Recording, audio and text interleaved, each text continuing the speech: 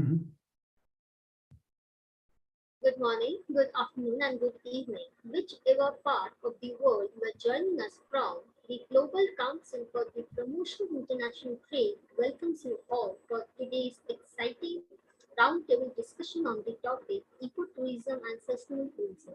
I am Ananya Banerjee Chatterjee, the R&D and Communication Officer for GCAIP, and also the Global Council, the Global Alliance for Ecotourism and Sustainable Tourism GAEST recognizes the critical role that ecotourism and sustainable tourism play in preserving our planet's natural beauty, cultural heritage, and local economics. In line with our commitment to advancing their principles, this roundtable discussion will serve as a dynamic forum for sharing diverse perspectives, exploring effective strategies, and delving into real-world expertise that promote environmentally conscious and community-oriented tourism practices, exploring how we can strike the perfect balance between exploration and conservation. In a world where responsible travel is becoming increasingly important, this event aims to shed light on the power of ecotourism in preserving our planet and creating positive impact on local communities. So let's begin the discussion. Today we have 6 speakers with us who will share their in-depth knowledge on the topic ecotourism and sustainable tourism. First, I will give a brief introduction of all these speakers, and to start with, Emmanuel Frimpong, Honorary Director, African Continent, Global Alliance for Ecotourism and Sustainable Tourism, Founding President, Africa Tourism Research Network, CEO of Python Consult Ltd and Tourism lecturer at Hotel Catering and international public speaker, writer, and humanitarian. He is also the Executive Secretary of Ghana Tourism Federation. He is an expert in curriculum development for TVEP schools and has held significant positions in various tourist and hospitality organizations. Welcome, Mr. Frimpong. Thank you, Anamya. How are you? I'm good. How are you? Great. Next we. Okay, should I go ahead or? No, this first I will introduce everyone, so then I'll start with the questions. Okay. Begin Edicina Olagbe. She is a global leader and a sustainable tourism professional with 22 years of multi-sector experience in sustainable tourism, sustainability, and many more. She is a prolific administrator, climate action advocate. She is the CEO of Desigo Tourism Development and Facility Management Company (APD). She is the founder and chair of Sayari India Sustainable Tourism Foundation. She is a member of Egypt-based African Asian Union Awards Committee. In December 2019, Ms. Abigail served as the African Tourism Board Pioneer Ambassador and Country Representative in Nigeria. She also won the prestigious Miss Tourism Nigeria crown in 2005, a national pageant in Nigeria set up to promote tourism and advocate for tourism development. Welcome, Ms. Abigail. Hello, Anaya. Thank you very much. Nice to be here. Thank you. Next, we have Gaurav Sundaram, President, Pro Council Consulting. Mr. Gaurav brings 3 decades of leadership experience in successfully managing profit centers, global business, travel, technology, and consulting domains. He is a certified expert in sustainable business travel from the Global Sustainable Tourism Council. In addition, he is certified independent director and ESG expert. He has been inducted as a member of the Global Business Travel Working Group with the Global Sustainable Tourism Council. He speaks and writes frequently on enterprise business travel, sustainability, and technology. Welcome, Mr. Sundaram. Very nice to be here, Ananya. Delighted to meet everyone on the panel. Next, we have Michael Ball, Sustainable Tourism Development Company. He has more than 30 years of industry experience with a track record going back to the beginning of sustainable tourism. He has a deep knowledge of the sector. His clients have included blue chip private industry ethics, public authorities, and NGOs operating at the top levels of sustainable tourism and development. Welcome, Mr. Bird. Thank you so much, Ananya. Thank you for inviting me to speak on this roundtable on this very important topic. So thank you very much. Thank you, Mr. Bird. Next, we have Garat Dorji, Bhutan tourism expert and founder and president of Tourist Guide and Association. He has been working in the field of ecotourism for more than 30 years and have deep knowledge and understanding of challenges and opportunities. He has led groups, big and small, often with an infectious zeal to show care. Bhutan at its best, be it the enormous, exciting National Geographic groups that he has guided for years on end, or hosting American celebrities like Demi Moore and Anthony Bourdain. His contribution to the Bhutanese ecotourism industry is undeniable. He also framed, nurtured the Guide Association of Bhutan single-handedly. His voice is still loud and influential, especially in the tourism industry. Welcome, Mr. Dorji. Thank you. Kuzuzang Bulla from Bhutan. Happy to be part of the conference. Thank you. Thank you. Last, we have Mr. Hassan Abdullahi Zakri, a graduate of Business Administration from Ahmed Bello University, Zaria, and a certificate in Tourism and Travel Management from the University and Queensland, Australia. Mr. Hassan is a passionate tourist practitioner with over 24 years of experience in travel and tourism. He co-founded Leisure VQ in 1998 as a tour operation company, packaging and tour across West and Central Africa. He is a former General Secretary of Nigeria Association of Tour Operations, NATOP. He lately founded Miles and Tour Africa group comprising Absolute Africa Tours and Metro DMC. Hassan is an advocate of responsible travel and greener environment. He possibly promotes sustainable and inclusive tourism as a means of empowering the poor who should benefit most from tourism visit. So he will be joining a bit late. So we will now start with the question answer. Before we start, I will request all the speakers to give their perspective on all the questions so that our audience can have a vast knowledge. So I will start with the first question. What does ecotourism and sustainable tourism mean in the context of today's travel industry? And would request Mr. Ball to start with the discussion. Okay, thank you. So I think, first of all, what we need to say is that sustainable tourism and ecotourism as an expression of sustainable tourism is a constantly evolving environment. Back in the early days when sustainable tourism was first proposed as a paradigm for development, it quickly became known simply as ecotourism. So people used to just refer to sustainable tourism as ecotourism. And then as the sustainable tourism concept became ever more complex and it began to evolve, then we started to see different niches of sustainable tourism being developed and with their own definitions and their own characteristics. And this is in the stage where we are now. Ecotourism is an expression of sustainable tourism. And within itself, sustainable tourism is also constantly evolving, but ecotourism is also constantly evolving as well. So, for example, if we look back maybe 15 or 20 years ago, the importance of climate change to how we operate ecotourism would have been not so important as it is today. Now it is a much bigger factor.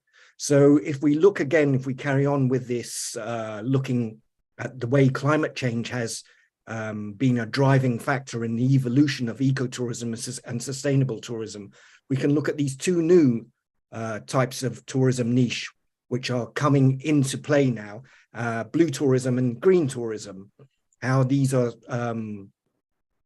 centered around the protection of marine and terrestrial environments, and how sustainable tourism fits into that entire package of how we conserve and preserve and regenerate these environments. So I think that what we need to bear in mind is that whilst we can sort of like, we can look at sustainable tourism and ecotourism in the state they are today, very soon they will be in a slightly different state. So the definition and the characteristics and what impacts and the drivers of these particular tourism typologies will change and evolve over time. So yes, this is what I would like to, I would like everyone to bear in mind as we go through our discussions today. Thank you, Mr. Paul. Mr. Sundaram, your take on this? I beg your pardon? Thank you. Mr. Sundaram, your take on this question?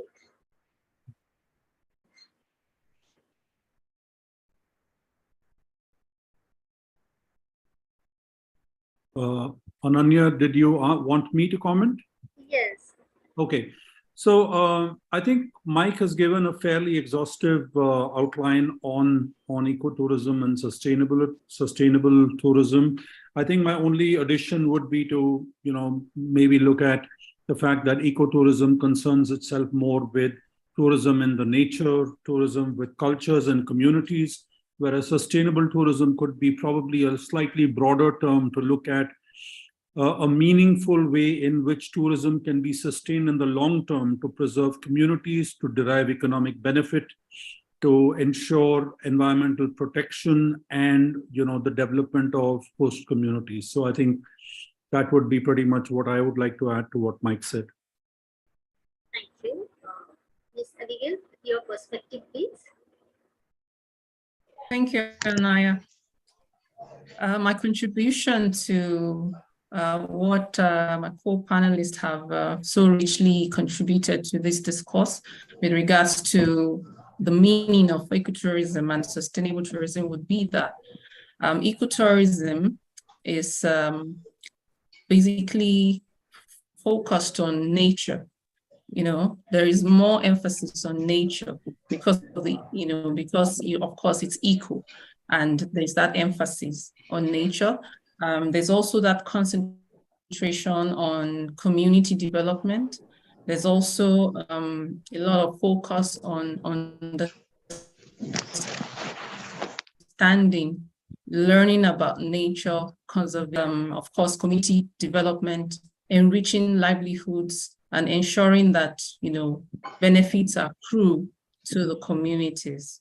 With regards to sustainable tourism, it's like we've heard here today, sustainable tourism is a broader scope.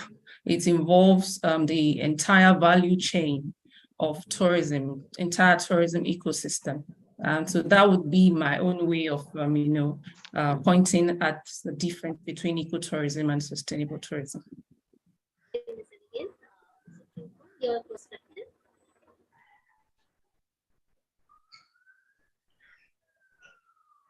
Anya, your sound is always breaking up. It's not so easy to hear. Oh, Emmanuel? Yes, your perspective, please. Am I audible Okay, to great. everyone? Okay, thank you very much. I think my co-panelists have done a great job by looking at the differences between ecotourism and sustainable tourism. The bit that I would add is the issue that Paul raised that has to do with the evolving of ecotourism and sustainable tourism, that in 10, 15 years, we are going to have quite a number of definitions and perspectives from different people from different angles. And that could also be a danger for the ecotourism and sustainable tourism development. The danger is that if we have too many definitions and too many perspectives, that makes it difficult for people to really understand the goals of the two, the sustainable tourism and ecotourism, because different people will be looking at it from different perspectives. But we need to have a centralized understanding and definition of ecotourism and sustainable tourism. And that will help us to fight the battle that we are all confronted with, climate change, because I think that should be the central point, rather than having to have different definitions and different perspectives. Thank you very much. Thank you, Mr. Pimpon. And Mr. Hassan has joined, and I would like to welcome Mr. Hassan Abdullah Zakri. Mr. Hassan, am I audible?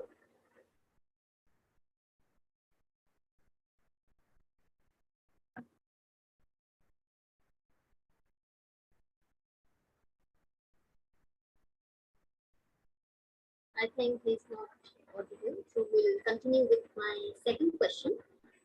What are the potential benefits of ecotourism and sustainable tourism for both the environment and local communities? I would request Mr. Pimpon to answer first, and then we will listen to all the perspective of all my speakers.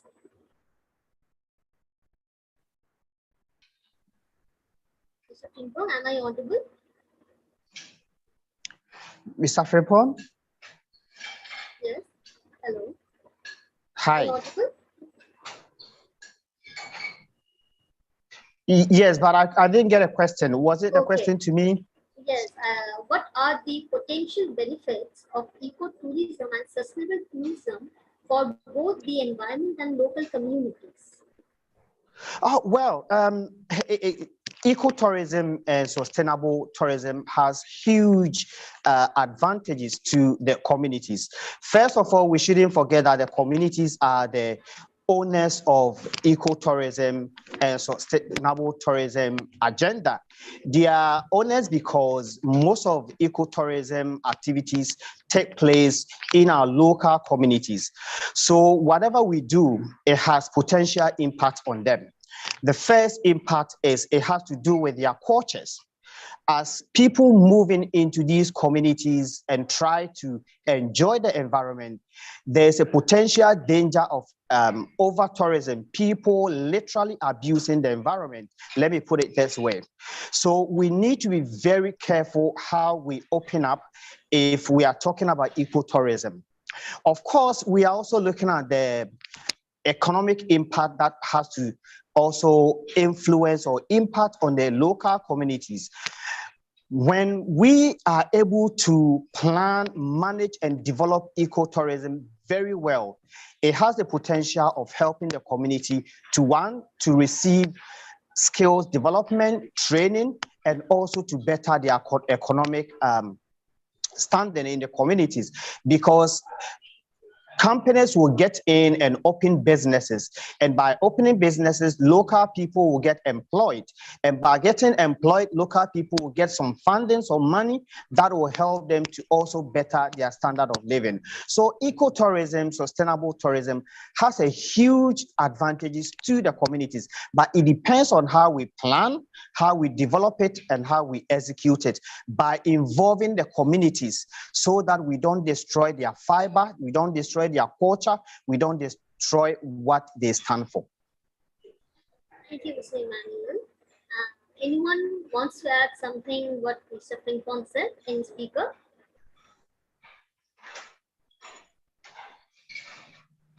I think Emmanuel makes some great points there.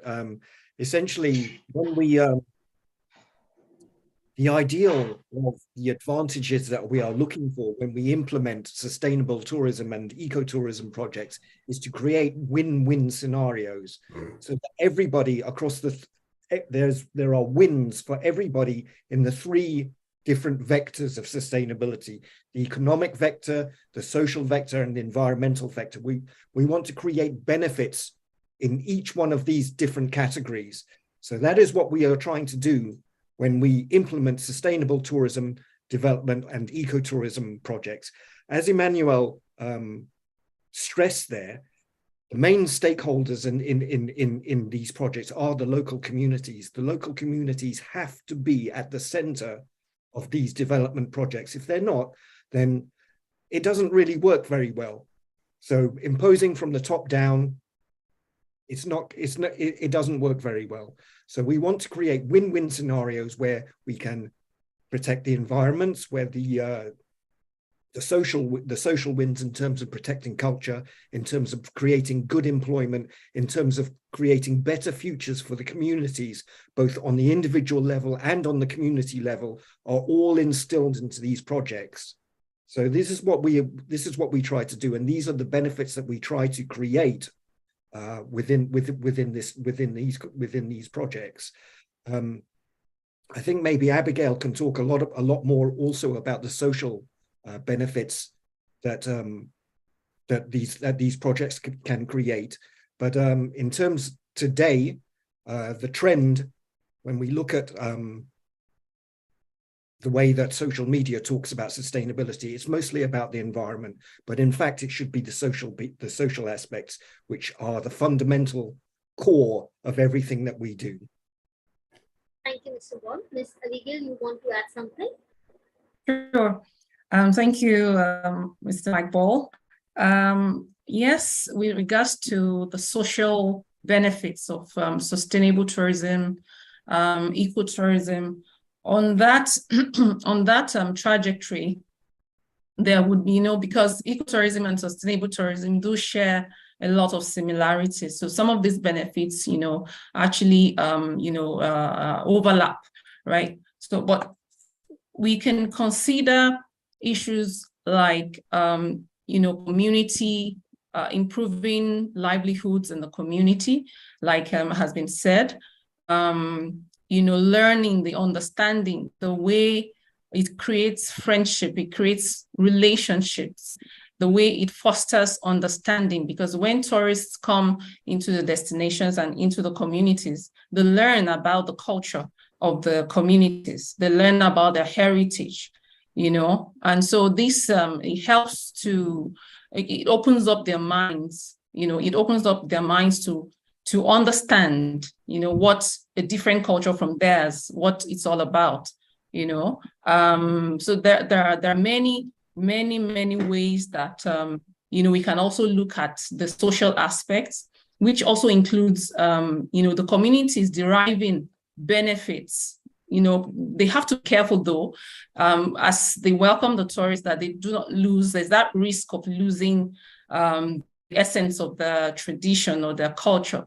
So as they open up the destinations, as they open up and welcome the tourists, so they have to be watchful. They have to ensure that there is proper management, there's proper curating of the sites, and also I want to also talk about the fact that it helps. I think I mentioned it before, the aspect of learning. Learning about the heritage of the communities, learning about the heritage of the locals, and of course the aspect of SMEs, MSMEs, small businesses. When tourists come into these destinations, they spend, what they spend, it trickles down the economy of the communities. So these are some of the areas that can be considered as benefits. Thank you, Ms. Abigail. Mr. Sundaram, do you want to add something?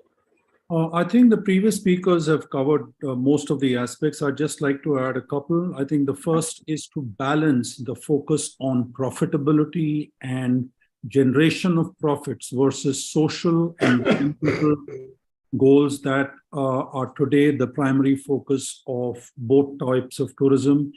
I think that is by far the biggest challenge and opportunity that we face, because private operators would normally tend to prioritize profit over everything else, whereas the needs of the host community would probably be more focused on sustainability and the conservation of the environment and responsible handling of the resources that are available in the environment amongst all the consumers. I think the second part is really related to the first, which is, growing all this in a balanced ecosystem which moves towards a circular economy for all concerned, and most importantly for the host community. Thank you, Mr. Sundaram, for answer. My next question will be, who are the key stakeholders involved in promoting ecotourism and sustainable tourism, and what role do they play? And we request Mr. Sundaram to answer this. I think pretty much the stakeholders in all forms of tourism, if you were to start maybe from the top down, are the regulatory organizations, including the governments, the players from the private and the public sector who conduct business in this domain, the regulators from a sustainability, social and governance standpoint, the host communities and the consumers of these services. And I think all of them, the biggest responsibility on them is to really look at the big picture, to look at the overall long-term goals that can make this exercise sustainable and something that will hold in good stead for the future. Thank you, Mr. Sundaram. Mr. Dorji, do you want to add something? Actually, thank you. Actually, I wanted to add on ecotourism and on sustainable tourism, but definitely I would also want to touch on this. The Buddhist tourism has been from the inception, from 1974 onwards, when we started receiving only around 286 tourists. It was based on sustainability, and definitely we have always talked that the model of tourism in Bhutan is ecotourism. And the government has been charging a high amount of a fee we call it sustainable development fee. Except the Indian pays roughly around $15 a day as a sustainable development fee, whereas for rest of the world they have to pay minimum of $200 per person per night as a sustainable development fee. That is plowed back to the communities, to the for protection of nature, and then promotion of culture and tradition, and even our cuisine.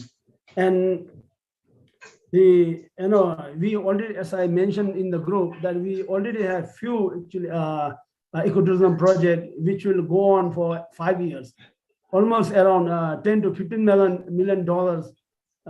We have received in grants and aids, which will be used mainly for poorer 5 districts in eastern Bhutan, where that we want to actually promote ecotourism products in a real, genuine way, and also that the one thing that compared to West, the East is still least developed. So because of that, the government felt that it would be better to promote Eastern Bhutan as a hub for ecotourism and for sustainable tourism. And if you really look at Bhutan, the Bhutanese tourism is definitely ecotourism. We even don't charge for a lot of products that we have. Walking through a village, going to manor house in the village, having tea, snacks, local tea and snacks.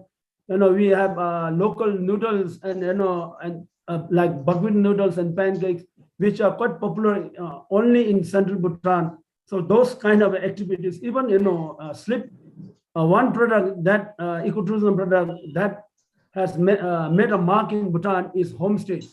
The Bhutanese houses are mostly 2-storied or 3-storied houses, and then the tourists actually stays with the families, and for a day or two, depending on the duration they want, and then they have a chance to interact with the local families, support them in either in cooking or even in farming, and then even the rituals that are conducted.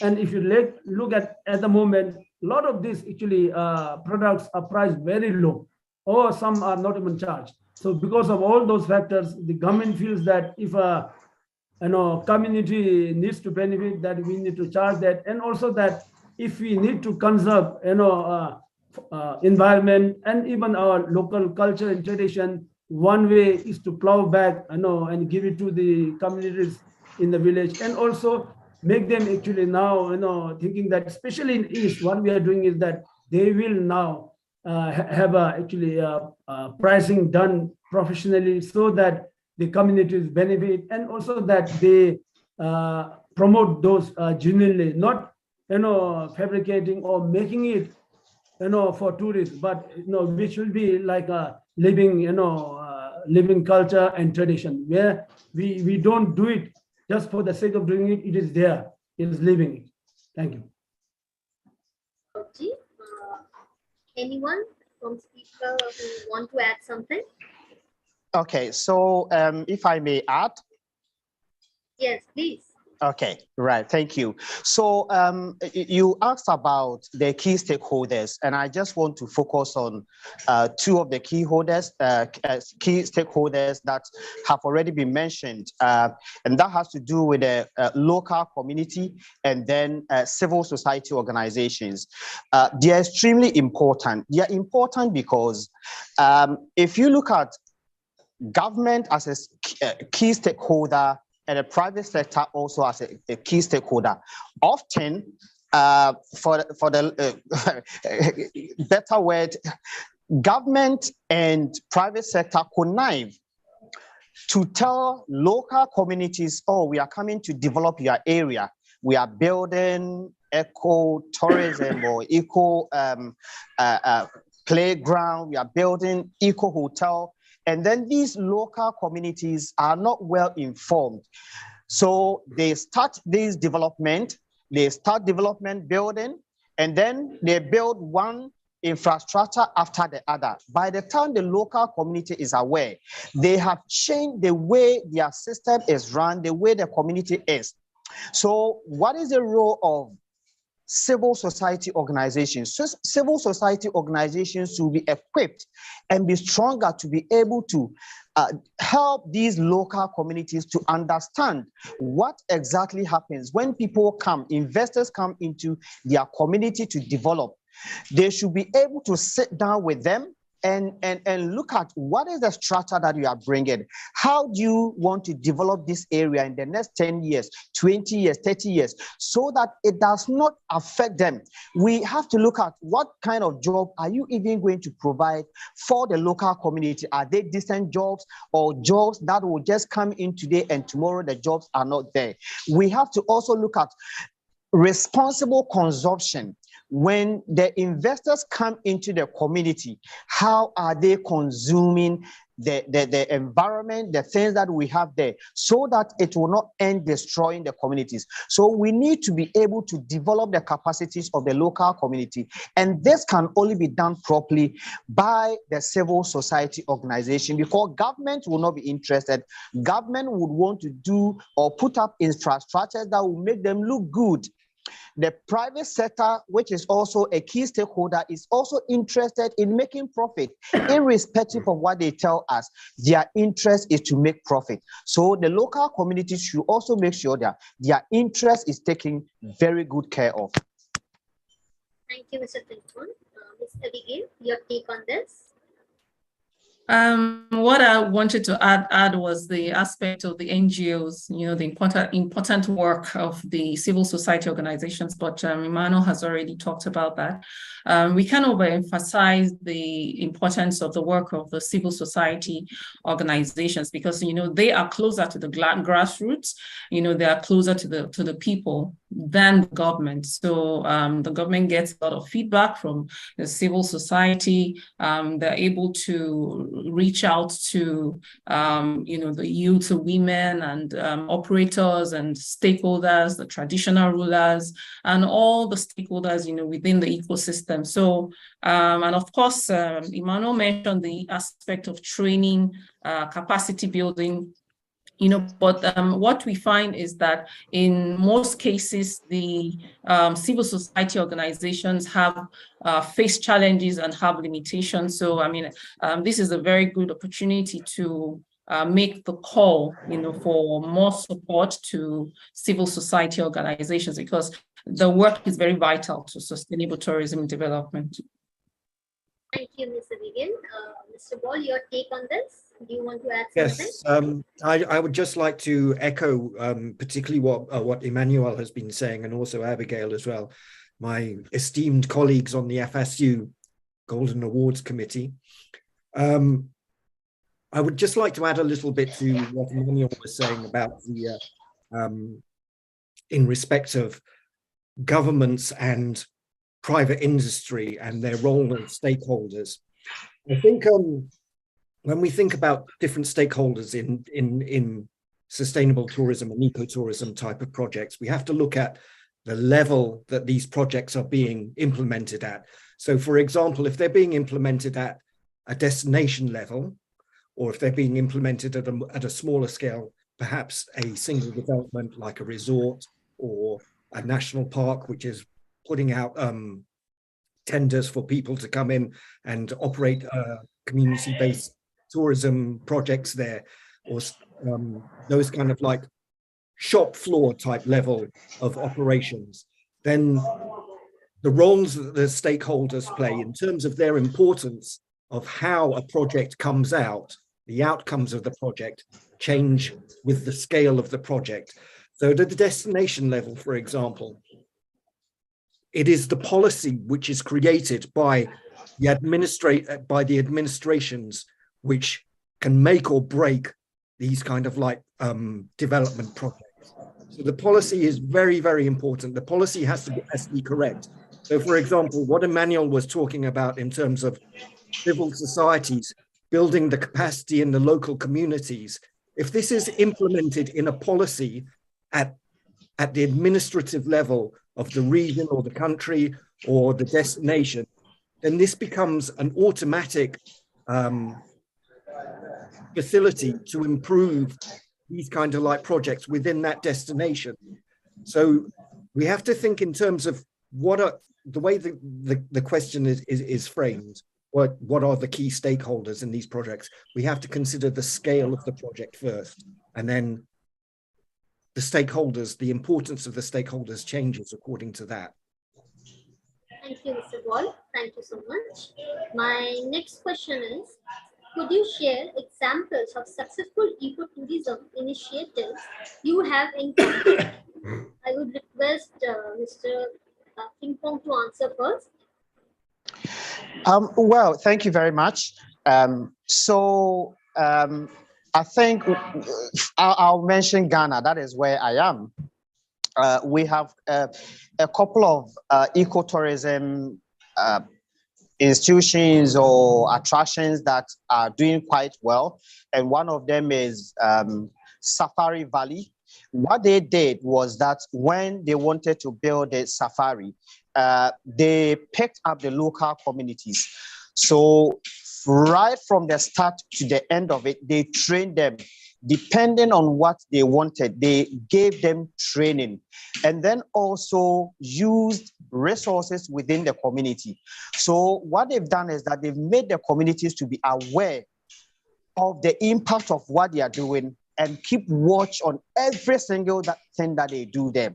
So it helps the community to play a role that has to do with monitoring and evaluating whatever documentation that they had with the community. So when they are going astray, they bring them back.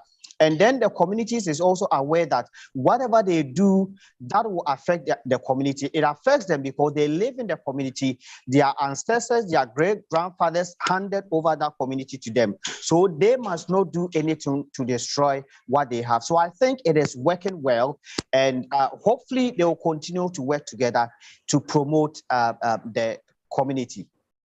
Thank you, Mr. Tulkun. Mr. Doji, your take on this? Thank you.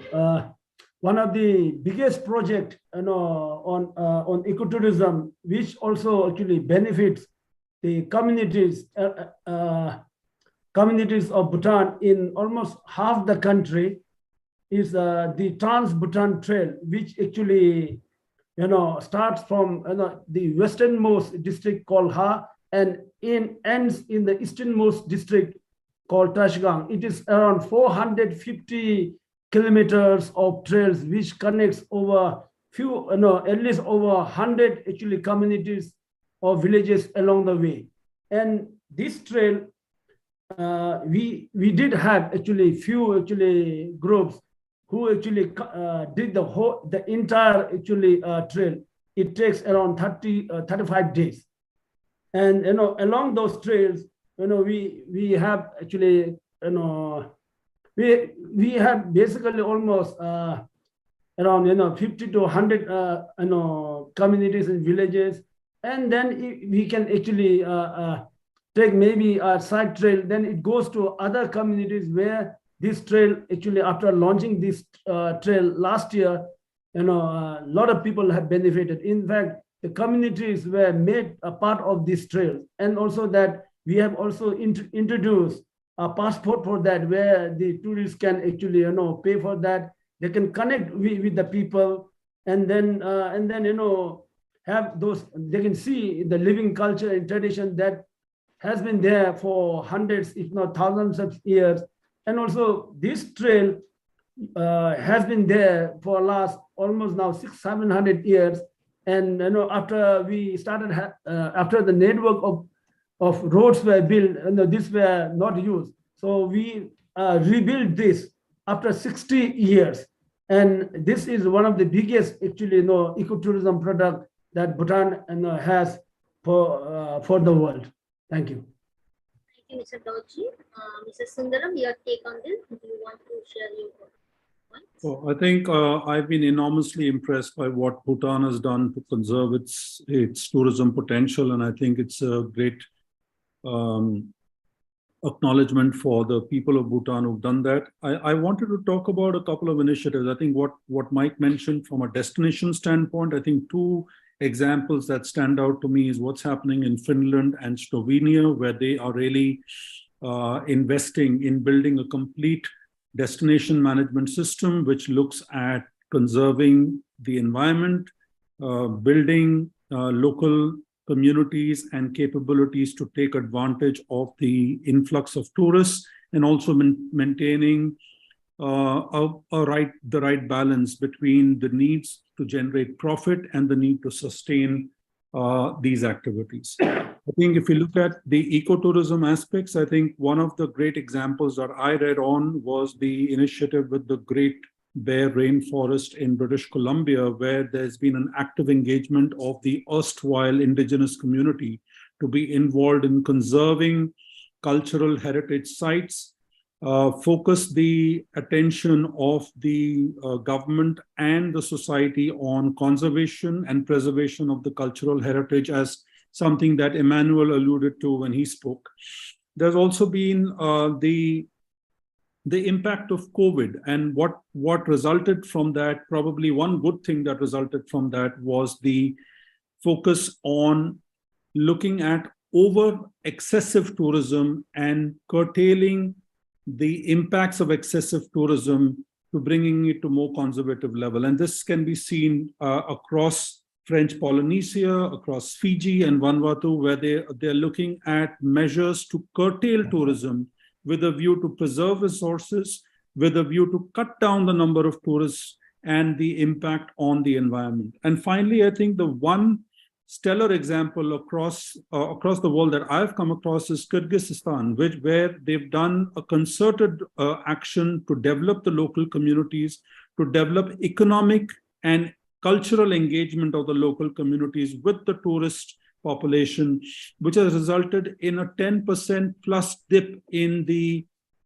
poverty levels across Kyrgyzstan in the last 7 or 8 years. I think these are shining examples of what's happening across the world and what can be emulated by many other countries elsewhere as well. Thank you, Mr. Sundaram. Nikhil, do you want to add something? Sorry, who? Mr. Nikhil, can you hear me? Okay. Thank you. Sorry, I didn't hear you properly. Yes, sure. What I have observed, personally, is the interesting fact that most real estate organizations or companies have started to bring in elements of, that eco environment, focus on nature into the real estate environment. So this is something that is, I've observed in Nigeria, for instance. We have a couple of them, though not so many, not widespread, but they're coming up and they're developing. You have Isini Lagos, that has that when the marketing, they talk about the features like natural parks, zoos, and lakes, artificial lakes, and all that. And also, of course, the famous Eco Atlantic City. There's a lot of sustainability that was factored into it, and you see, this real estate developments, they are sort of they're also a form of tourism, because people come there to for so many reasons, for business, for what have you, so in terms of road infrastructure, drainages, clean water, these are areas that Eco Atlantic City has, inculcated sustainability into the development of the city. So my point is just that real estate organizations have started to bring in a lot of ecotourism, sustainable tourism features or components into their development plans. I also just want to touch briefly about the work that Kenya is doing. Fantastic. Rwanda.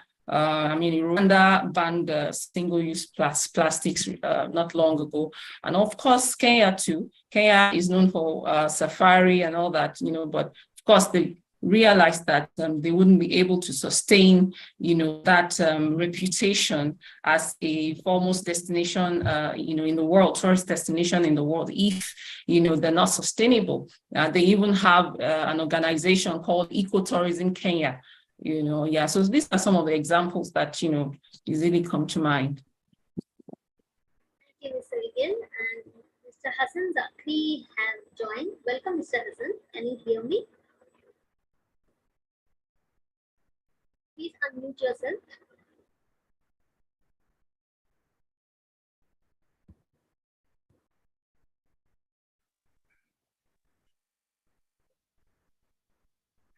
Mr. Hassan, can you hear me? Can you please unmute yourself? I think he's facing some serious net issues. So I will jump into my next question.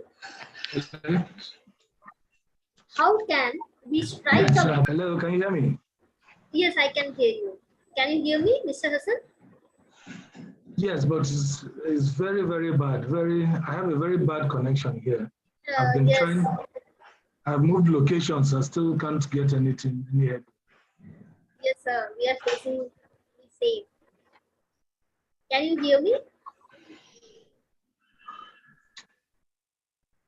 Mr. Hassan, can you hear me? Am I audible?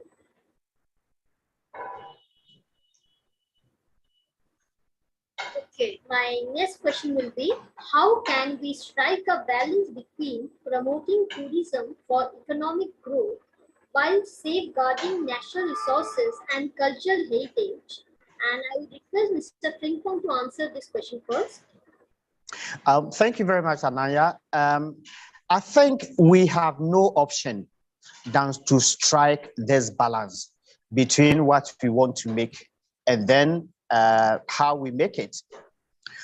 But there's a worrying trend after COVID-19, and I'm very sure most of us as industry people have observed it. You see the number of people that have become interested in tourism, and especially in ecotourism, to the extent that airline tickets are so expensive and destinations have become so expensive. The question that we need to ask ourselves is, whilst governments are doing everything possible to use tourism to restart their economies, what is the balance? How are they making sure that, I think Mr. Butan talked about excessive tourism. over tourism is happening right now, but governments are not caring. They don't care because every government wants to restart their economies. So however they do it, and they've seen that the easiest way to do it is to use tourism. So we need to be very careful how we do it, especially those of us in a position to advocate for ecotourism and sustainable tourism. We need to hammer it down to government and to private sector that, look, yes, we want to restart our economies, but we must not do it at the expense of ecotourism, at the expense of climate change. We all see what is happening around us. And it is a clarion call on all of us to make sure that there is a balance between what we are making on the environment and what we want to achieve from the environment. So I think we need to be extremely careful and make this balance. Else, everything that we've done in the past few years will not help, and we will destroy our environment. Thank you, Mr. Filpon. Mr. Paul, your take on this? Yeah. It is a very difficult balance to get correct, but at the heart of the balance, there has to be the local communities, the local stakeholders, who are the central consideration in this. Because if the local stakeholders, the people who are the local communities who are looking after these environments, if they are not involved, and if they are not, what's the right word? If they don't have a stake in the protection, in the preservation of these environments, then why should they care? They have to have a stake in this, and this, generally speaking, means they have to have value from it, money. So they need to be earning a good living from preserving these environments. Otherwise, why would they do it? The reason why people go into the forest and into the woods to take firewood is because they don't have the money for other types of fuel. If they don't have the money to preserve these environments, then they will take what they need. So they have to have the right level of money coming from these projects in order to give them enough of a stake to do what all of the planet needs to happen, and that is to protect these natural environments. So one of the problems I've always had with ecotourism, or with tourism in general, is that a lot of the people, especially in developing countries, a lot of the people who are earning money from tourism, they're only earning small amounts of money. They're not earning great deals of money. So one of the things I've been very concerned with is, how can we get more money to the local communities? How can we get people to earn decent livings so that they can better their lives, they can better the lives of their families going forward, generation after generation? So we can start it now, and the betterment goes through the generations from tourism. And I think one of the ways that we can do this now is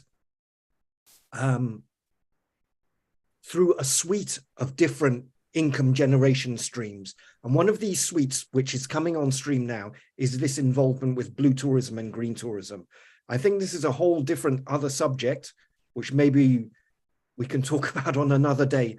But the whole being paid to protect the forest, to protect the wildlife through carbon credits and biodiversity credits, this is quite possibly going to give these communities a good income from protecting these environments, alongside ecotourism, which will also seamlessly interface with the protection of these environments through the carbon credit schemes and the biodiversity credit schemes, and work together.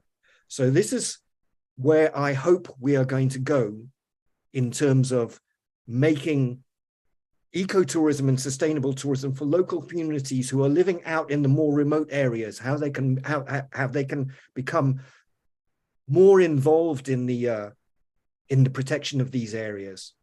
So yeah, we can talk about this for a long time. It's a very complex subject. Thank you, Mr. Paul. Mr. Dorji, can you please share your thought on this topic? Yeah, Mm-hmm. and please. Hello, can you hear me? Am I audible? Okay, yeah. Can you hear me? Yes, I can hear. Okay. You. Bhutan, I feel is on the right track. But till 2019, if you really look at the sustainable development fee for a developing tourist was $65 per person per night. And for the regional tourists coming from Bangladesh, Maldives, and India were not charged. So after 2020, there was a new actually law passed in the assembly which stated that not 2020, actually 2022, by which the government said that the developing tourists will have to pay minimum of USD 200 per person per night as a sustainable development fee. And for Indian, and we levied 1,200 rupees per person per day, which will be revised, every few years. If the number shoots up, let's say into as a few hundred thousands, then we will look into this. This will also actually control the number of tourists coming to Bhutan, and then the government also plans to actually this time the government they said that this money that the tourism provides, the tourism makes is not only for few tour operators or people who are in the industry. This should actually benefit the whole nation. So the sustainable development fee of $200 per person per day and 1,200 person per day for Indian is going to play a big role in actually providing, for example, at the moment, everybody gets free health, facility, medical facilities, free education. In the rural areas, they get this 100 units of electricity. Almost all the rural communities, they have a basic health unit, primary school.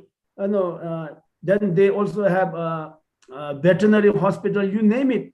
Everything that is there in the cities are provided. In fact, in the rural community, in the village also, they are also provided actually a subsidized gas, so that firstly they are provided electricity, and secondly they are provided subsidized gas actually. And because of that also, the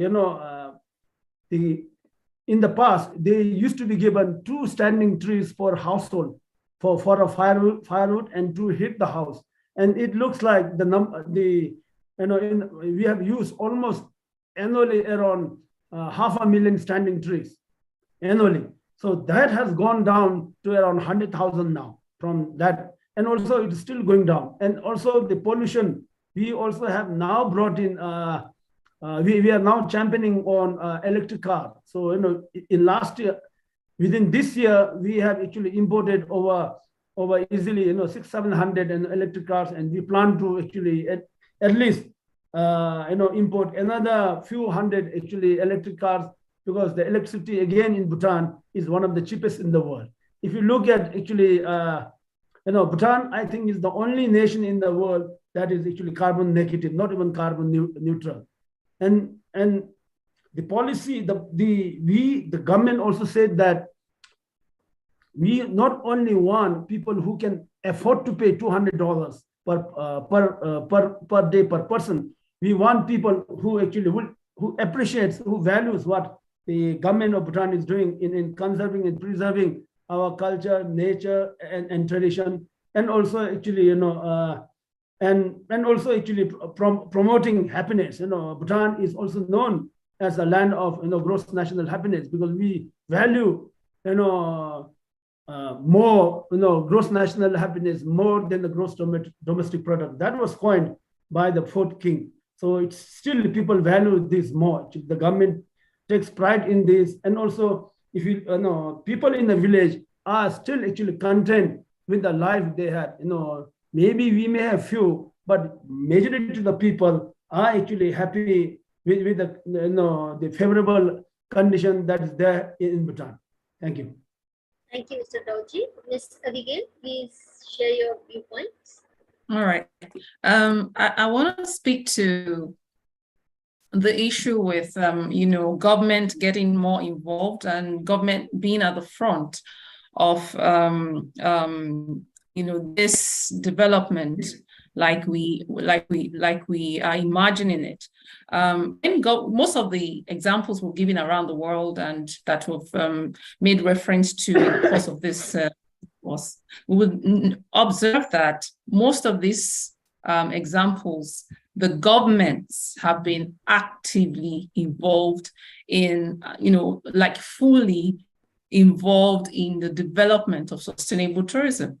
In the aspect of incentivizing sustainable tourism development, the government could decide to, give incentives to accommodations that are, operating sustainable tourism models for their businesses. Government, in its policies, government could decide to, like my co-panelists, has been talking about the beautiful country of Bhutan and what the government has been doing to preserve, that reputation, being a carbon negative country. You could research that, and that's why I am so in love with that country.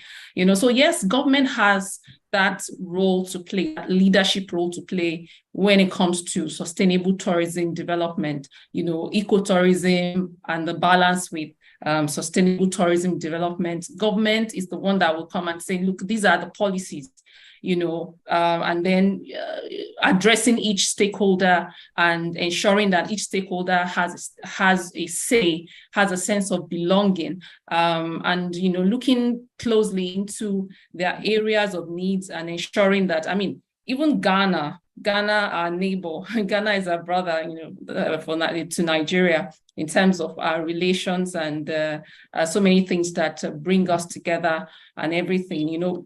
Ghana, in terms of sustainable tourism, has been doing a lot of, beautiful initiatives, bringing up a lot of beautiful initiatives. The president recently hosted a tourism event.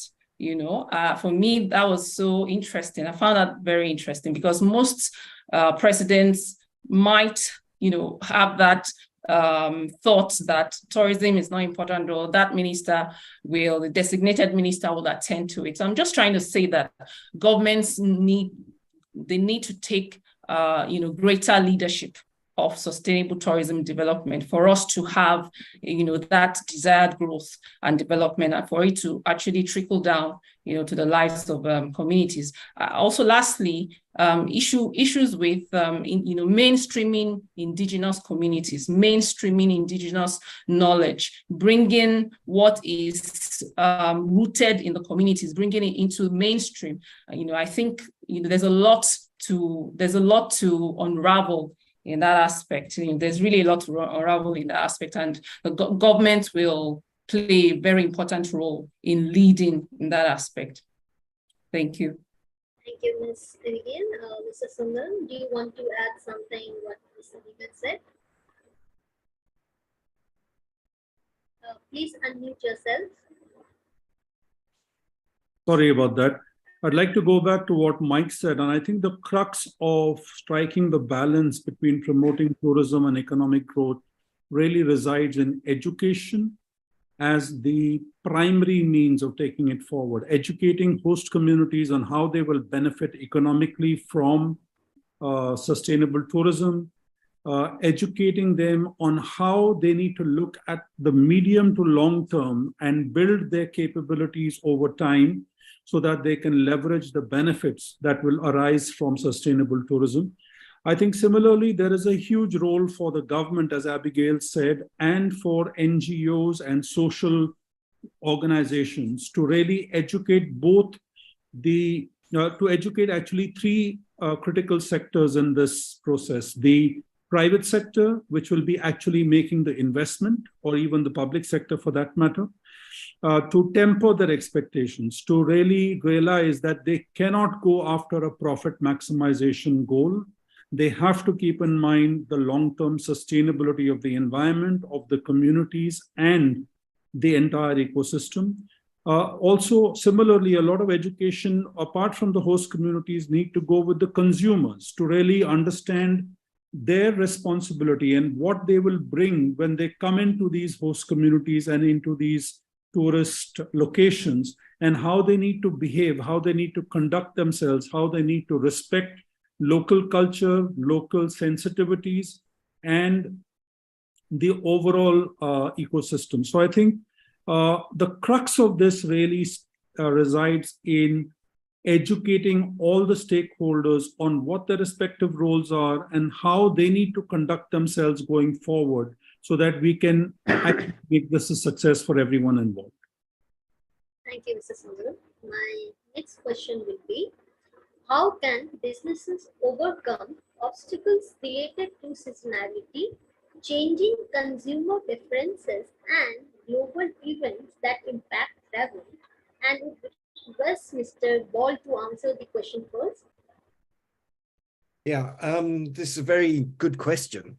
Okay, so in terms of how companies can reach the potential consumers that they want to buy into their products and services, it's almost a question like what came first, the chicken or the egg. So you have to sort of like take a bit of an approach where you see both sides.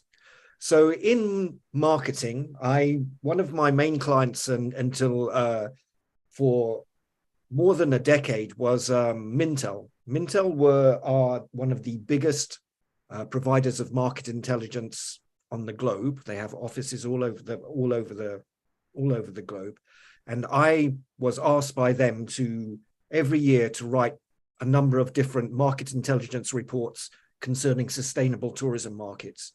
And one of the main aspects which always went into these reports, no matter which particular sustainable tourism market I was looking at, was what trends were affecting that particular market at that particular time and what trends were coming on stream.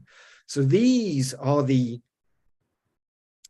for operators at the floor, at the business level of sustainable tourism. It is the trends in sustainable tourism. It is the trends in the particular niches that they are operating in, be it cultural tourism, be it ecotourism, be it marine tourism, be it ecotourism, whatever one of these niches, they have to be very much on top of the trends which are affecting these particular markets at this particular time. And they have to have an eye on the trends which are coming in the future as well. So, for example, one of the trends which has become established during the COVID pandemic and is becoming bigger and bigger and bigger over time is how wellness, what we refer to in sustainable tourism as secondary wellness, because it is not the actual wellness product itself which we are selling. But in ecotourism, for example, if you're marketing to potential sustainable tourism consumers, a trend which is working very well is to emphasize how good ecotourism is for your mental health. Or, for example, how good adventure tourism is for your mental health, how good it is for your physical health as well. And this also extends as well into the health for the environment, the health for the local community, the well-being of humankind.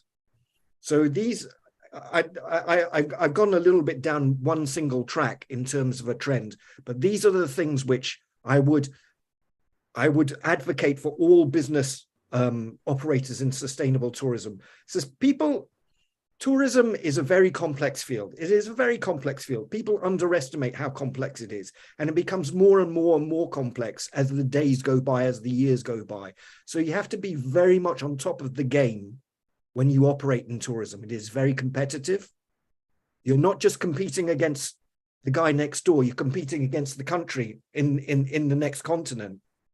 So you have to be very on top of your game, and you have to be very aware of these trends, and you have to market towards these trends. And consumers will change the trends that they feed into sometimes quite suddenly, sometimes it can be quite evenly spread over time. But yeah. Thank you, Mr. Wall. Mr. Frimpong, your take on this?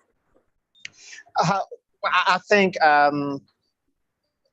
a lot has been said, but let me pick it from where my co-panelists left off, that tourism is very complex field now.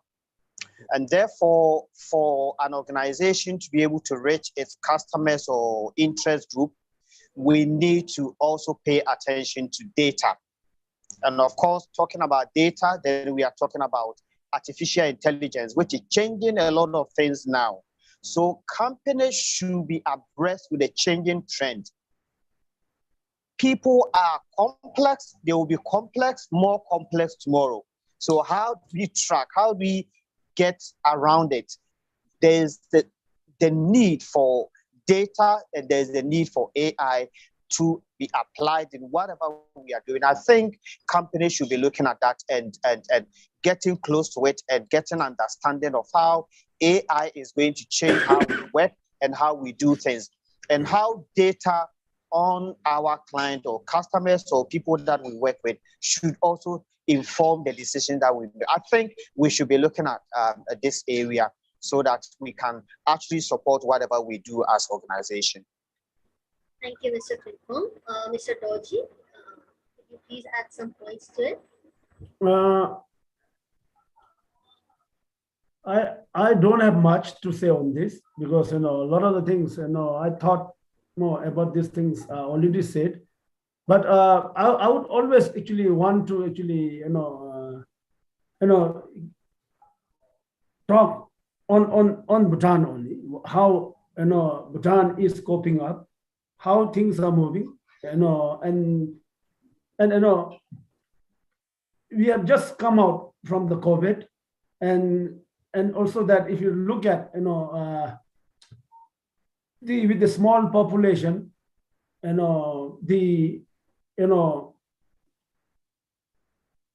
drop in number of tourists. One is because of the COVID. Two is because of the increase in SDF, because the country felt that it is the right time to actually raise the sustainable development fee, so that we don't have to do again and again, and also that the effect is already there for certain years. The number of tourists that is going to visit Bhutan is still going to be low. It will take some years before we really achieve the number that we are targeting. So because of that, at this juncture, actually, the tourism industry as such is really at the lowest. So because of all those things, whatever we want to do also, it looks like we can do, because it is almost like starting from the scratch. So anything, any changes we want to bring in, anything that we want to adopt, I think it is doable at the moment in Bhutan. Thank you, Mr. Dorji. Mr. Sundaram, do you want to add something? I think Emmanuel, Gaurav, and Mike have covered pretty much everything that needs to be said. I don't think I have anything additional to add. Thank you. Ms. Abigail, do you want to add something? Thank you, Ananya. I didn't quite get the question, but just let me confirm. The question was, how can businesses stay afloat, right? Yes. How can businesses stay afloat in operating sustainable tourism business model? Yes. How could you say the question? Yeah, please. How can businesses overcome obstacles related to seasonality, changing consumer preferences, and global events that impact travel? Okay, well, the simple answer to that is, how do you overcome challenges, obstacles by doing research? Like Emmanuel said, you can't underestimate the importance of getting information, because information equips you. And it equips you if you've made a mistake before, or if you've missed it, or you have areas of challenges. When you have new information, when you have, and when I talk about information, I talk about, customer behavior, information about your clients, about markets, about, and of course, Mike also talked about trends. What has evolved? Where are we coming from? Where are we going? What are the targets? What's happening in other parts of the world at the source markets? You have to really, set your sights far and beyond the borders of where you operate as a business. This would be my contribution. Thank you, Ms. Abigail. And my next question is, how can destination leverage their cultural heritage and creative industries to attract tourists seeking unique and impressive experiences? And we request Ms. Abigail to answer the question first.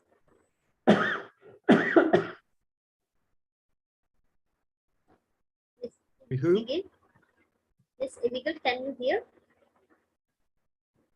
Did you call me? Yes. Oh, okay. I'm sorry. No I'm very sorry. do I need to repeat the question? Please, could you repeat the question? Yeah. How can destinations leverage their cultural heritage and creative industries to attract tourists seeking unique and immersive experiences? Okay. Destinations can optimize their cultural heritage and their comparative advantages by simply by marketing them. You have to put information out there that this is what I've got to, it's just, there's this school of thought that tourism is business, but of course we have to balance that with sustainability, because if you see tourism only as a business, then you're only focusing on making profit and just selling your products and your packages, but when destinations are when they are more intentional about marketing and they look at the market, before they even design the product, they look at the market, they look at the customers, what's the customer behavior, what obtains in the source markets. When they get such information, then they come back and merge that or integrate that into the comparative advantage that obtains in the community where they operate. So, I think the aspect about destinations optimizing the cultural heritage and all the features that obtains in the community is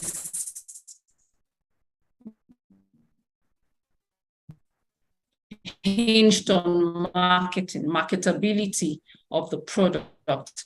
They also of those products or those heritage products. They have to be involved. They have to know about them. They have to be meeting with community stakeholders, and so that there is that synergy between the owners or the custodians of the heritage and the businesses that are operating in those communities.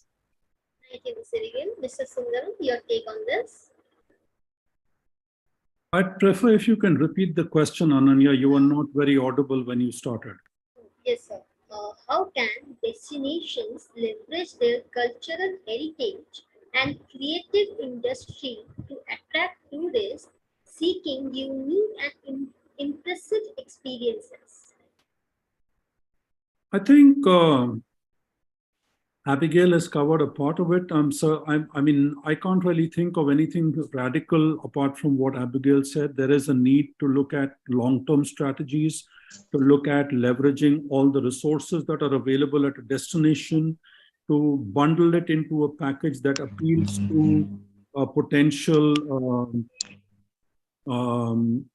customers who are going to come in. Also decide how these capabilities and utilities will be leveraged by the developers of tourism products and destination development initiatives to really leverage it in the long term. So I think it's a combination of multiple things that will be used to take it forward. Thank you, Mr. Sundaram. Mr. Wall, do you want to add something? Yeah, it's a very interesting question. So, for example, in Indonesia, the Indonesian governmental department in charge of tourism is called the Ministry of Tourism and Creative Industries. So within Indonesia, they have recognized that there is an intersection between these two sectors, which has a very synergistic, can have a very synergistic outcome. So this is very interesting. But again, to answer the question, really, you have to go back to what Abigail was saying, and it's a question of marketing. Now, marketing is, again, a whole new discipline, very complex discipline, and there can be wrong ways of marketing and there can be right ways of marketing. So if I go back to the Indonesian example, for example, in Indonesia, there's a recognition of what I will refer to as the old cultural and heritage, which they promote within their tourism marketing material. But within Indonesia as well, there's also a recognition of what culture is being created today, where Indonesian culture is today, and how it is going to go forward and become modernized as well, and how this feeds into the culture and the creation of an Indonesian tourism brand. Now, the brand is a very important aspect of the marketing of the culture of a destination. So, for example, if you think about Bali, you think when most people, they will think about beaches or going somewhere where they can just relax and kick back on the beach, drink a few beers, that sort of like thing. But in fact, the real unique selling point of Bali is its culture. Now, when you create a brand for a destination, you're always battling. You're always battling against a cliched image of the destination and where you want the way that you want the destination to be viewed. Sometimes the cliched image is useful. So, for example, if you think about Scotland, you think about guys with bagpipes and kilts. But this is useful to Scotland as a brand, as part of its brand. But if you think about Bali, for example, mostly now you're thinking about people going on the beach and drinking and ignoring the culture to a large extent. And this is not useful to the brand as well. So there has to be a very informed way of marketing the culture and the heritage and bringing this to the fore. Throughout this discussion, we've talked about how important the social sustainability aspects are in terms of implementing sustainable tourism and ecotourism and the other sustainable tourism niches. And this is one of the reasons why I will always advocate that social sustainability should be regarded when we think about sustainable development, we think that economic sustainability, social sustainability, and environmental sustainability are equal. But for me, I think social sustainability is a little bit ahead of that. It should be first amongst equals. Thank you, Mr. Bond. Mr. Frimpong, do you want to add something? I think a lot has been said on this already, but probably just to add, now, one of the things that Ghana did in 2019 that we did so well by way of marketing the country was the year of return, which brought a number of people into the country. And beyond that, we have developed another product that is beyond the return, which is a 10-year development plan. Now, in Ghana, we also have Ministry of Tourism, Arts and Culture. So we have the tourism bit, we have the culture bit, and we have the art bit. So we try to get the three to work together because tourism cannot really thrive very well without the arts or without the culture. So we try to promote the three together, not leaving one. So when you are able to do that using the marketing tools that we all know, then you are able to reach out to a lot more people. So I think a lot has been said about this, and I will end here. Thank you, Mr. Frimpong. My next question is, what are some potential career paths roles available within the ecotourism and sustainable tourism sector. And I would request Mr. Dorji to answer the question.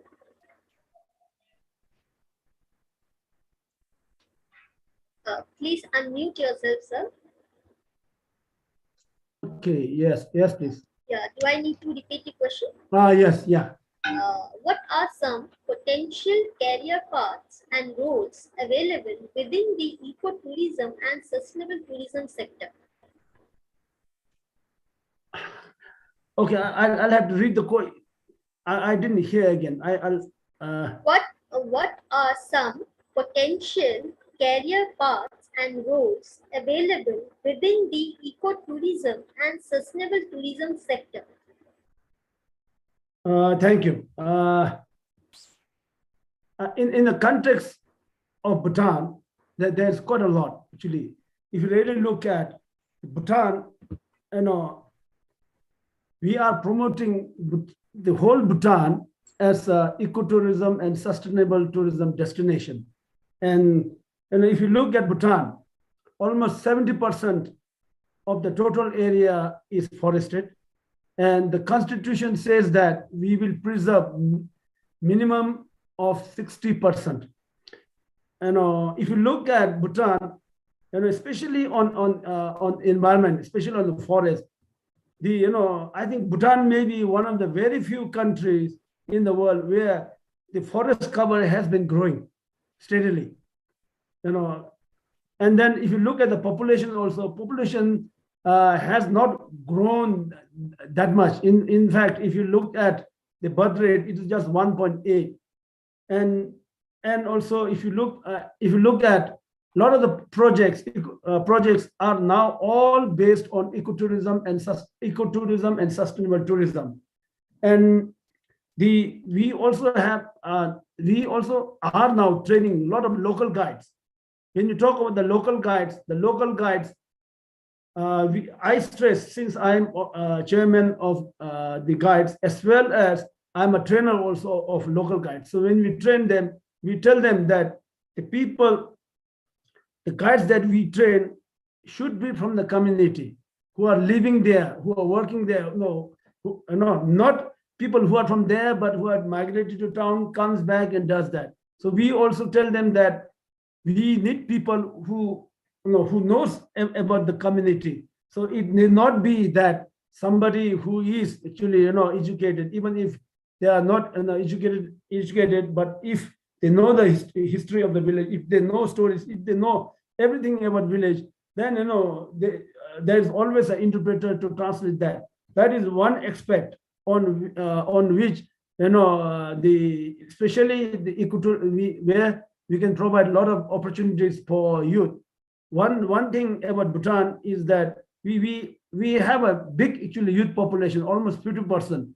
So we really need to actually target and see how the tourism, especially tourism, can actually provide employment to the actually to the large number of youth. In fact, one thing that is coming up in Bhutan, which I think the world is slowly knowing, is that which is slowly coming out in the news, is the smart city that Bhutan is building. So that will actually provide employment, especially definitely those people who are staying in that smart city. It's a project for the country, but it's a pet project of the king. So we are going to bring in at least half a million to 1 million people in that smart city, which will be around maybe anywhere from 250 to 500 square kilometers area. So that way, when we have an international, we will also have 2 or 3 international airports, which means definitely the promotion, advertisement, and those things would be more on sustainable tourism, ecotourism, which means employability of the youth, and even other stakeholders will be immense in Bhutan. So we are hoping that in next 5 to 10 years, there will be actually a lot of actually opportunities, especially employment opportunities, not only in Bhutan, but even in these actually independent, smart city zone. That is going to attract a lot of actually high-end tourists too. So we are hoping that the tourism actually especially will actually engage and provide a lot of actually employment opportunities for youth as well as for all the Bhutanese. Thank you.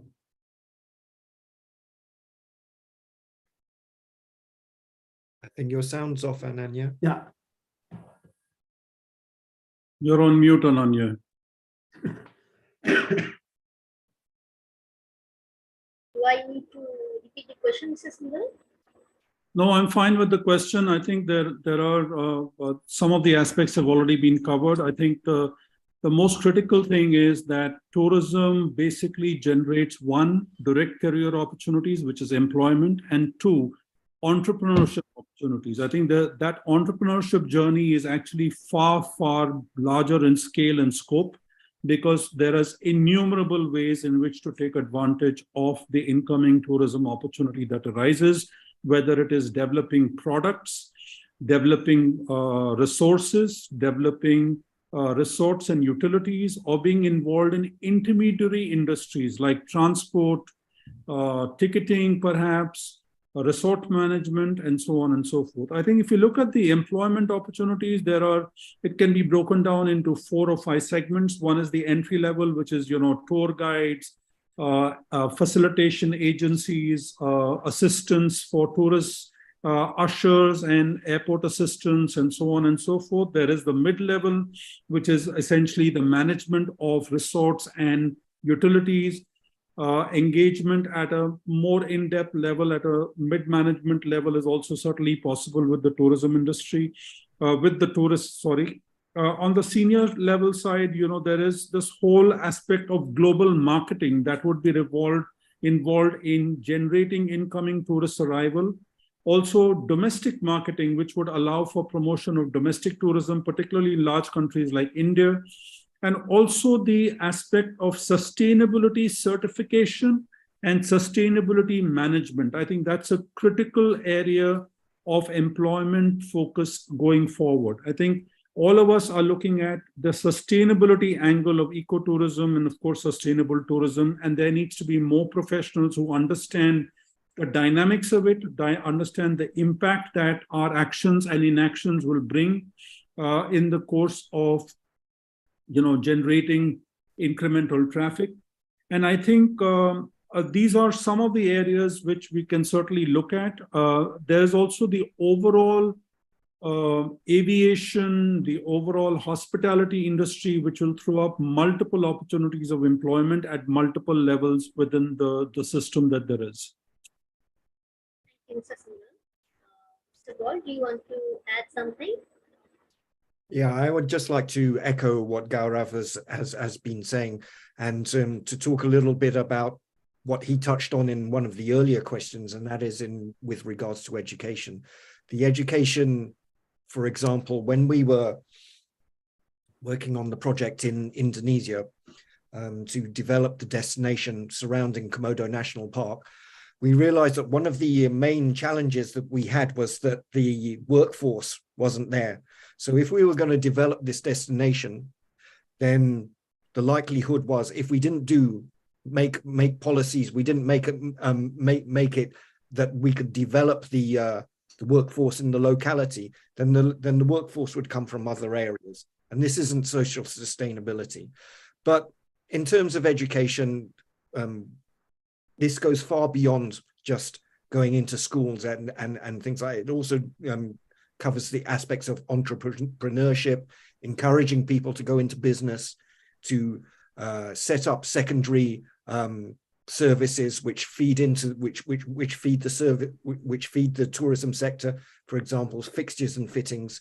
This can cover a heritage aspect, for example. So if I go back to the Bali example, most hotels and accommodation providers in Indonesia, in Bali, have very ornate doors and carvings and the design is very Indonesian of the gardens and things like that. So these kind of like suppliers as well, these are opportunities for people to become involved in tourism and to make a good living out of tourism as well by having these businesses. So yeah, I would just like to echo what Gaurav has been saying. Thank you, Mr. Paul, and thank you so much, all speakers. That was my last question, and now I would like to conclude. I would request Mr. Pimpon to say a word or give a message, being our honorary director of African continent. Mr. Pimpon. Well, I think my passing comment will be that, first of all, I want to thank the panelists and the organizers of this wonderful webinar. And let me go back to what Paul just mentioned about education. I think what we need to do, and especially those in the developing countries, what we need to do is to start the education early. Let's not educate people on ecotourism and sustainable tourism at the tertiary levels. Let's start from the primary school, from the junior highs, and from the senior high, so that they can understand what ecotourism is all about, what sustainable tourism is all about, and they'll grow with it. We don't have to wait for them to become decision makers before we start educating them. Let's start from where they are young, and then when they grow, they'll grow with it and they take care of the environment. I think that is what I would say. Ghana is doing our best. We have tourism clubs in almost all the secondary schools. And one of the things that my organization is also trying to do, seeking for partnership, is to have entrepreneurship and digital hubs in all the tertiary institutions in Ghana. Every year, we have about 2,000 students that pass out from the tourism and hospitality and culture institutions, but they come out and they are looking for job opportunities. So what we want to do is I want to go to the tertiary institutions and to help them to understand what entrepreneurship is all about, so that they will come out with a mindset of creating jobs for themselves and for others. So thank you very much. Thank you, Mr. Pimpon. And now I would like to invite our Global President of GAEST, Ms. Abigail, and we request her to say a few words before we conclude. Okay, thank you so much, Anaya. It's been a great time, and it's a great time of learning and sharing, on this webinar. My closing remarks would be in the aspect of sustainable tourism, of course, and especially looking at what opportunities it throws up. Because we're talking about sustainability, it creates, and of course, I'm going to touch on climate action and the jobs within that, within that it provides. When you say that you want businesses to start operating, sustainable models, as their models, as business models. What are those opportunities? What are the innovations, the new jobs that it creates? I would want to emphasize the investment in new green development, green jobs. This would be my very strong area of emphasis. We need to look at new jobs. We need to look at those jobs that are not, do not create, such great impact on the environment, do not damage the environment. We have to look at investing into MSMEs that are engaged in, for instance, those who turn waste to wealth, those who, transform plastics, those who use resources like bamboo to build ecologies and those things, So we need to, governments need to look at, and investors, the private sector and the public sector, and of course, In fact, let me put it as public-private partnership. You know, all stakeholders have to look at the opportunities that are inherent in when we talk about sustainable tourism. You know, I mean, we have opportunities in the accommodation sector, like I said, building of ecologies, using bamboo, using clay and earth, and you know, all the sustainable materials to build. We have opportunities in the food sector, in farming, for instance. You know, these are areas that we need to, you know, really pay attention to, and you know, ensure that, you know, communities, people, because really, like one of my co-panelists said, people are at the center of tourism. We must ensure that when we talk about tourism, people are benefiting, the communities are benefiting. So communities have to take a center stage. So these will be my closing remarks. You know, more finance, more investment into the tourism space, especially with emphasis on the new jobs that sustainability creates. Thank you, Ms. Irigain. And now I would like to conclude. As we near the end of this roundtable discussion, I would like to first express my heartfelt thanks to all my speakers who have taken time from their very busy schedule and join us today to share their in-depth knowledge on the topic. And thank you so much for joining us. And we'd like to thank GCPIT and all the speakers once again for giving such a broad perspective to me and to our audience. Thank you so much for joining us. Thank you. Thank you very much. Thank you. You.